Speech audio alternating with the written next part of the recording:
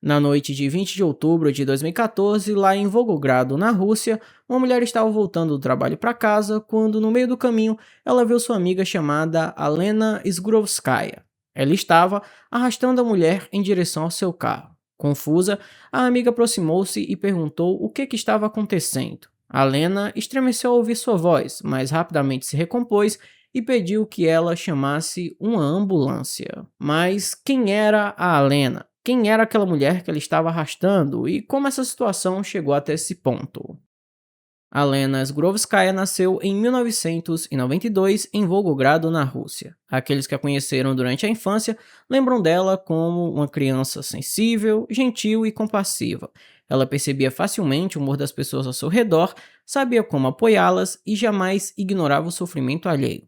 Alena tinha muitos amigos e seus colegas de classe lembram que as pessoas frequentemente recorriam a ela em busca de conselhos ou simplesmente apoio, já que a Lena era uma ótima ouvinte. O amor pelos animais ocupava um espaço especial na vida dela. Desde muito pequena, a Lena acolhia todos os gatos e cachorros que ela encontrava abandonados, os levava para casa, cuidava deles e depois arrumava lares para eles ficarem. Então não é de se surpreender que quando era criança a Lena queria ser veterinária, só que à medida que ela foi crescendo, ela percebeu que não queria cuidar apenas de animais, então por isso ela resolveu ser uma enfermeira. Após se formar na escola secundária no ano de 2009, a Lena ingressou na Faculdade de Medicina de Volgogrado, onde demonstrou ser uma aluna excepcional.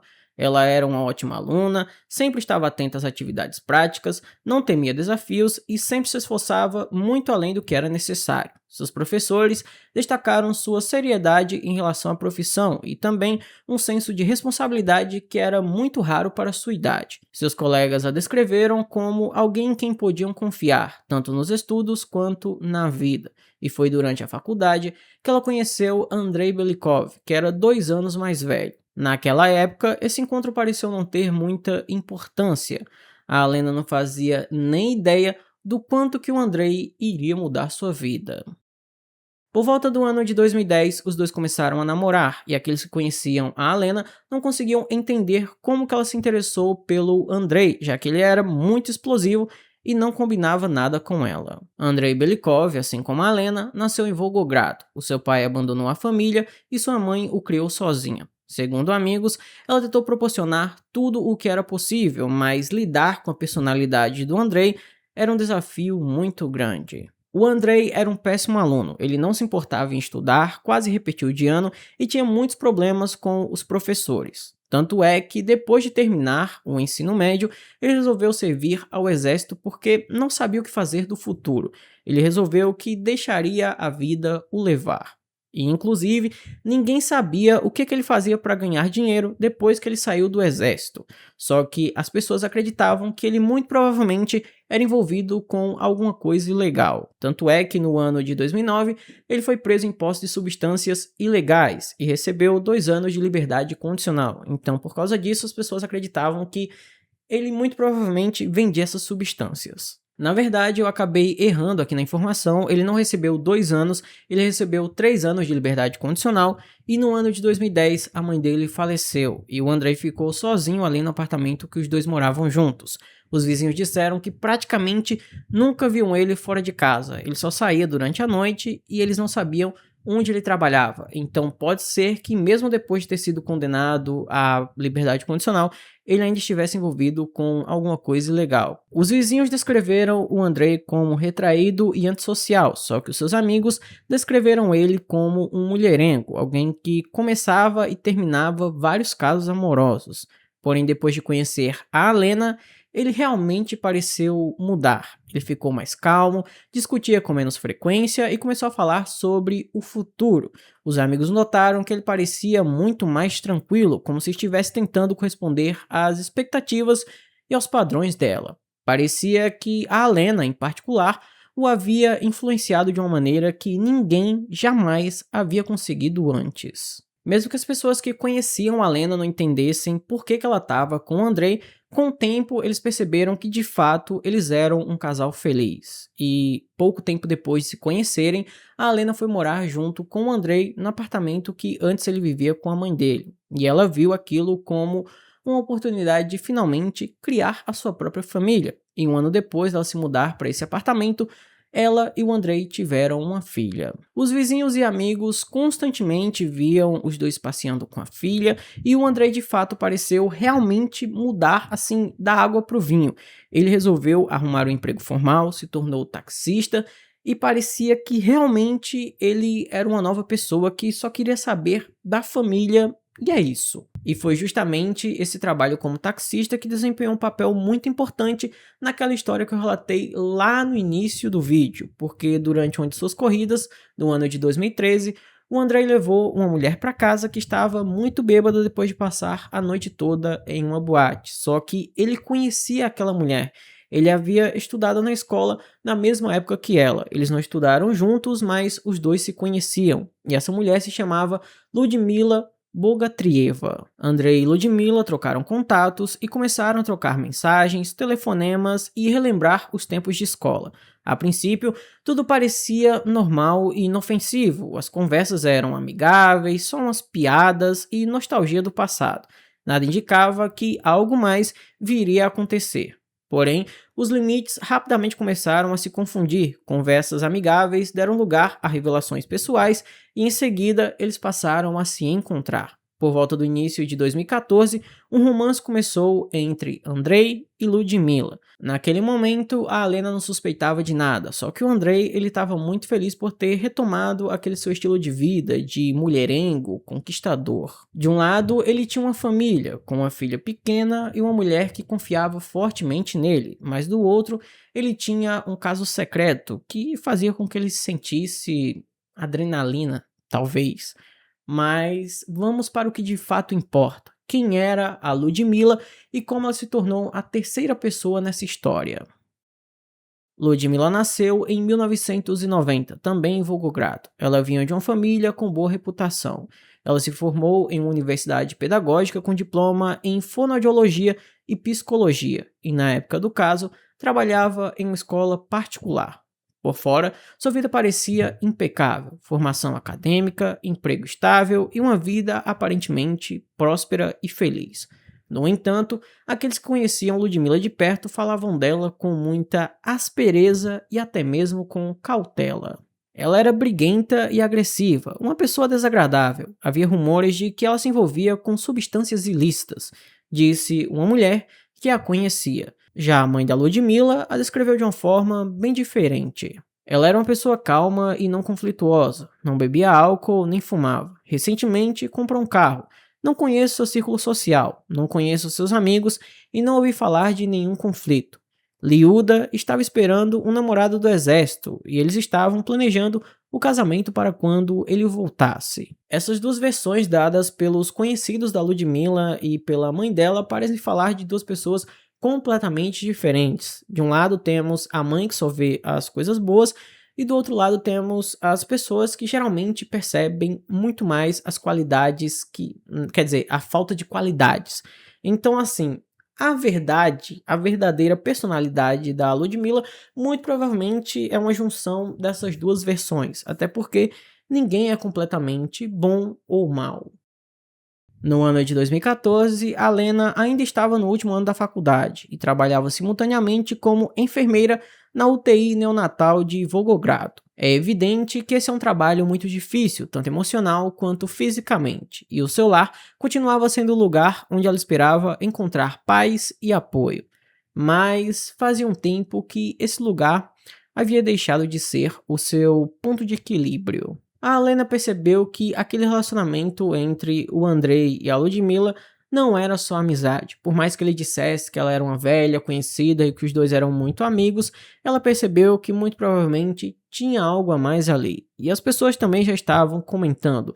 Haviam rumores surgindo por todas as partes. Inclusive, tem pessoas que acreditam que foi a própria Ludmila que começou a espalhar esses rumores para afastar o Andrei da família dele. Essa tensão entre os dois só foi crescendo e em abril de 2014 o Andrei finalmente contou que de fato ele estava tendo um caso com a Ludmila. Ele esperava que a Alena fosse perdoá-lo, mas não foi isso que aconteceu. Ela pegou suas coisas, pegou a filha e foi embora para casa da mãe dela. Depois que isso aconteceu, o Andrei e a Ludmila se aproximaram ainda mais, só que a Ludmilla queria que ele a assumisse, e ele não queria assumi-la. Na verdade, ele gostava de ter duas mulheres o disputando, então ele ficava dando esperanças de que largaria a Ludmilla pra Alena, né? Pra Alena parecia que ele, uma hora ou outra, ia largar a Ludmilla e ficar com ela, e pra Ludmilla parecia que ele não queria mais a Alena, só que ele ainda não estava disposto a ir morar com ela. E assim, gente, o Andrei, ele não fazia nada para que as duas mulheres, elas não brigassem uma com a outra. Na verdade, ele incentivava que elas brigassem mesmo, porque ele gostava daquilo, ele gostava de ter o ego massageado. Ele fazia as duas entrarem em conflito constantemente. Ele saía junto com a Lena e com a filha, depois saía com a Ludmilla, e ele estava gostando daquilo. E aí, a Ludmilla, na esperança de conseguir ganhar esse jogo e ficar com o Andrei, se é que isso é ganhar para alguém, mas na esperança de ficar com o Andrei, ela resolveu pagar uma viagem para eles. Os dois viajaram, só que o Andrei continuou dizendo: depois a gente resolve isso aí. Foi jogando ali com a barriga, ele não decidiu com quem que ele queria ficar. Para mim isso chega a ser muito ridículo. Provavelmente nesse ponto a Ludmilla, ela já nem queria mais o Andrei, ela só tava ali querendo provar que ela conseguiria ele. Só que ela tava gastando dinheiro para levar o cara para viagens e o cara ainda continuava enrolando ela. Então eu acho que nesse ponto ela já não tava mais nem aí se ia conseguir ou não. Também já era uma questão de eu quero, eu posso, sabe? Ela não queria que a Alena ficasse, ela queria ficar com ele só pra Alena não ficar. Eu acho que era isso, porque na minha cabeça não faz nenhum sentido a pessoa se humilhar a esse ponto pra uma pessoa que claramente não quer ela, porque ela queria morar com o Andrei e ele ficava sempre dizendo não, agora não, depois e tal. E aí, durante esse tempo aí que ela viajou com o Andrei, finalmente a mãe dela ficou sabendo que aquele namorado do exército não existia e que ela estava ficando com um homem casado. E aí ela disse o seguinte: essa Alena me escreveu várias vezes pedindo que eu influenciasse Liuda, que segundo ela estava destruindo sua família. Foi uma surpresa total para mim. Ela esperava que um rapaz voltasse do exército. Eu não sabia em quem acreditar. E aí, gente, a mãe da Ludmilla foi conversar com a filha e a filha basicamente disse que era tudo intriga da oposição, que ela não tinha nada com o Andrei, que aquilo era uma história inventada por uma mulher muito alucinada e que ela podia ficar tranquila. Então, a mãe da Ludmilla acreditou nela e simplesmente descartou a possibilidade dela estar com um homem casado. Seja como for, no outono de 2014, a Alena voltou para casa junto com a filha e a família estava reunida novamente. Mas a Ludmilla não ia aceitar aquilo. Ela continuava mandando várias mensagens, ligando, perturbando, enfim, ela não deixava eles em paz de jeito nenhum, porque ela não aceitava perder para alguém. Isso tudo que ela fez, todo esse inferno que ela estava fazendo na vida deles foi em vão, porque o Andrei continuou com a Lena e eles pareciam que realmente haviam superado toda aquela situação, que agora eles ficariam juntos e que aquilo era passado. E é assim que a gente chega em outubro de 2014. Em outubro de 2014, a Lena e Andrei já estavam juntos há 2 meses depois da reconciliação. No geral, as coisas iam bem, eles dividiam a mesma casa, criavam uma filha e se comunicavam de forma mais ou menos normal. O dia 20 de outubro começou como qualquer outro dia para a Lena. Era o dia de folga dela, então por volta das 10 horas da manhã, ela pegou a filha e saiu de casa para fazer algumas compras. Ela foi à faculdade pagar a mensalidade e depois visitou algumas lojas e também uma amiga. Por volta das 18 horas, André ligou para ela e pediu que comprasse cigarros e pão. A Lena estava voltando para casa, então parou em uma banca perto de casa para fazer essa compra. Ao lado dela, ela notou um carro familiar. Era o carro da Ludmilla. Ele estava estacionado nas proximidades, e isso imediatamente alertou a Lena. Quando ela começou a se aproximar de casa, a Lena viu a Ludmilla entregando um pacote pequeno para o Andrei. Obviamente, ela ficou muito curiosa com aquilo e partiu para cima da mulher. E a Ludmilla começou a xingar não só ela, mas a filha dela também. E aí ela não aguentou. As duas começaram a brigar e a Ludmilla, ela estava ganhando essa briga. Até que a Alena lembrou que tinha um canivete em sua bolsa. Ela pegou esse canivete e golpeou a Ludmilla. Não me lembro muito bem de como tudo aconteceu. Aconteceu tão rápido. Só recobrei os sentidos quando vi que Ludmilla estava caída no chão e minhas mãos estavam cobertas de sangue. disse a Alena mais tarde. Quando recobrou os sentidos e percebeu o que tinha feito, a Alena tentou socorrer a Ludmila, até porque ela era enfermeira, então ela sabia prestar os primeiros socorros. Só que a Ludmila, ela estava gritando muito porque, obviamente, ela tinha sido esfaqueada e aquilo estava doendo. Então, ela tentou levá-la até o carro, mas não conseguiu, e ela resolveu deixar ela encostada em uma árvore enquanto entrou em casa para lavar as mãos e pegar algumas coisas que iria precisar. O Andrei, ele estava dentro do apartamento, só que ele não viu o que tinha acontecido. Quando as duas começaram a brigar, ele simplesmente entrou e foi trocar de roupa para sair do local. Então ele só viu quando a Alena entrou desesperada no apartamento. Quando saiu do apartamento depois de ter lavado o canivete, as mãos e o rosto, a Alena percebeu que a situação da Ludmila era muito grave, a coisa realmente estava feia. Então ela tentou arrastá-la novamente até o carro, e foi aí que aquela mulher lá no início do vídeo viu a Alena arrastando a Ludmila até um carro. Aquela amiga da Alena chamou a ambulância, só que quando eles chegaram no local 15 minutos depois, não tinha mais nada para ser feito. A Ludmila já havia falecido. A jovem de 24 anos faleceu de hemorragia dentro do próprio carro. Após a chegada da polícia ao local, a Alena não fez nenhuma tentativa de esconder ou negar o que aconteceu. Ela entregou voluntariamente o canivete às autoridades e confessou o crime imediatamente. Durante a investigação, ela cooperou ativamente com as autoridades. Ela descreveu em detalhes o que havia acontecido e forneceu provas de como a sua rival tentou de todas as formas destruir a sua família. O tribunal considerou a sua cooperação com a investigação como uma circunstância atenuante. O mesmo se aplicou à confissão de Alena e ao fato dela ter uma filha pequena que continuava a depender dela.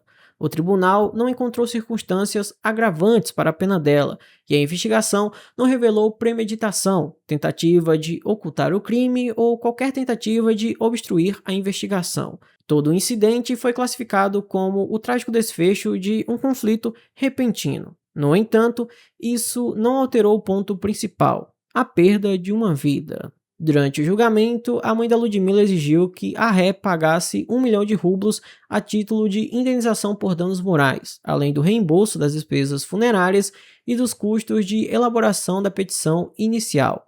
E o desfecho dessa história ocorreu 6 meses depois.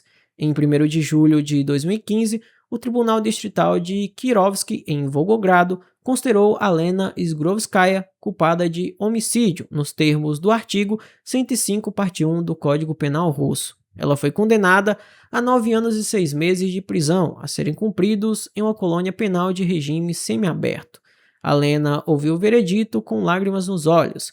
Em sua declaração final, ela pediu desculpas à família da vítima e se arrependeu abertamente de seus atos. Segundo os presentes, o seu discurso foi sincero, sem fingimento, com a confissão de alguém que percebeu que suas ações arruinaram várias vidas. A filha da Alena com Andrei ficou sob os cuidados da avó materna, no caso, a mãe da Alena. E o Andrei, ele não foi acusado de absolutamente nada, ele só foi considerado uma testemunha nesse caso, por mais que as mentiras e manipulações dele tenham causado o conflito entre essas duas mulheres, ele não foi acusado de nada e saiu daquele tribunal como um homem livre. Inclusive, a essa altura a Alena já deve estar solta, mas eu não encontrei nada falando sobre a soltura dela.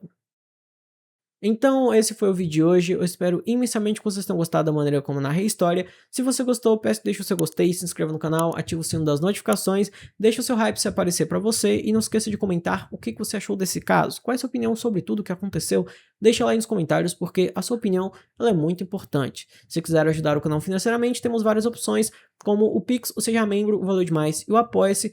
Mas o principal nesse momento é o Pix, que esse aqui que está aparecendo na tela, o chamapix@gmail.com, porque todo o dinheiro que for doado nele eu irei usar para fazer a troca do meu computador e assim manter a frequência dos vídeos aqui do canal, né? Sempre com a máxima qualidade possível. Então, se quiser e puder ajudar, o Pix é esse aqui que está na tela.